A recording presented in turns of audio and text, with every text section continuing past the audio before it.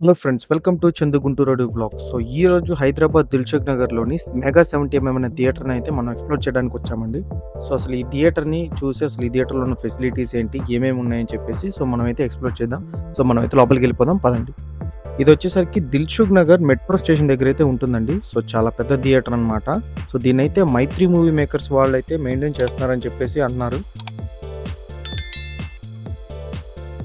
Theatre అయితే చాలా పెద్దగా ఉంది ఫ్రెండ్స్.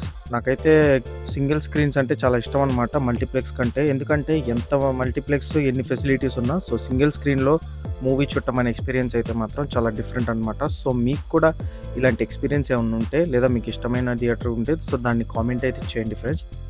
సో పార్కింగ్ ఏరియా వచ్చేసరికి చాలా అంటే చాలా పెద్దదండి. సో ఈ థియేటర్ కెపాసిటీ వచ్చేసరికి అప్రాక్స్‌గా 900 సీటింగ్ అయితే ఉందని చెప్పారు.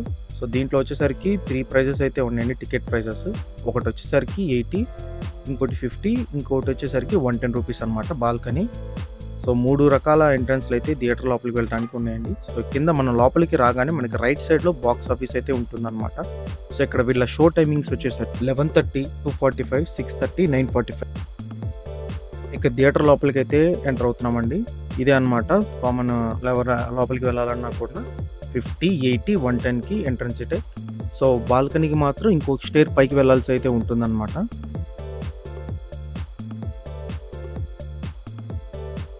సో ఈ మెగా 70 థియేటర్ వచ్చేసరికి ఏసీలో కూడా ఎయిర్ కూలింగ్ సిస్టమ్ అండి. ఎయిర్ కండిషనింగ్ కాదు. సో చాలామంది ఏంటంటే రెండిటిని ఏసీ అనే పిలుస్తారు. ఇదైతే మాక్సిమం ఎవరు చెప్పరండి. సో నాకు తెలిసి నేనే ఫస్ట్ టైమ్ అనుకుంటా చెప్పడం దీని గురించి. సో ఎయిర్ కూలింగ్ సిస్టమ్‌తో రన్ అయ్యే థియేటర్ అనమాట ఇది. సో ఎయిర్ కూలింగ్ సిస్టమ్ వచ్చేసరికి ఏంటనంటే కూలింగ్ ఉంటుంది కానీ ఎయిర్ కండిషనింగ్ ఇచ్చినంత కూలింగ్ అయితే ఉండదు. సో ఏంటంటే మనకు అప్పుడప్పుడు ఒక చెమటలాగా పడుతుంటదనమాట. సో మాయిశ్చర్ ఎక్కువైపోయి సో ఆ టైప్ సిస్టమ్ ఇది. ఈ థియేటరే కాదండి. హైదరాబాద్‌లో ఆల్మోస్ట్ సింగిల్ స్క్రీన్స్ అన్నీ కూడా ఈ టైప్ ఆఫ్ ఎయిర్ కూలింగ్ సిస్టమ్స్‌ని అయితే యూజ్ చేస్తారు. ఎందుకనంటే ఇక్కడ జనాభా ఎక్కువ కాబట్టి. సో ఇదైతే ఫస్ట్ నుంచి అయితే ఇక్కడ ఈ సిస్టమ్ అయితే ఉంది. సో మనమైతే లోపలికి వెళ్తున్నామండి. సో లోపలైతే లైటింగ్ తక్కువ ఉంది కాబట్టి సో మీకు పిక్చర్స్‌లో క్లియర్‌గా చూపిస్తాననమాట. సో లోపల వచ్చేసరికి ఏంటనంటే ఆల్మోస్ట్ ఒక 20+ స్పీకర్స్ అయితే ఉన్నాయండి. సో ఇది డాల్బీ అట్మాస్ అయితే కాదు. లోపల ఇంటీరియర్ చూసారు కదా! ఇలా ఉంది.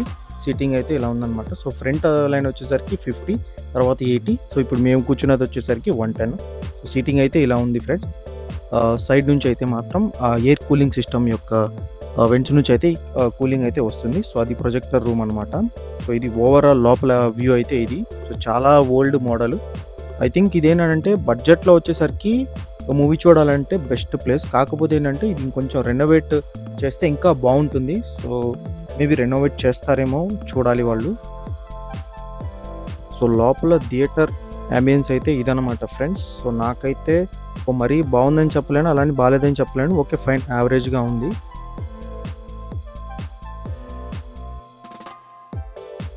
ఇదనమాట ఈ థియేటర్ యొక్క వీడియో.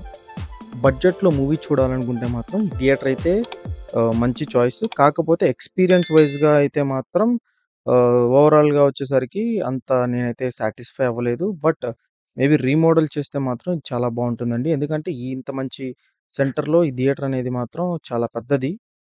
సో ఇది నా ఒపీనియన్ మాత్రమే. సో వీడియో గాని మీకు నచ్చితే సో లైక్ చేయండి ఫ్రెండ్స్, షేర్ చేయండి, అలాగే సబ్స్క్రైబ్ చేయండి. సో మరొక వీడియోతో అయితే మీ ముందుకొస్తాను. అంటిల్ దెన్ చందు గుంటూరోడు సైనింగ్ ఆఫ్. బై.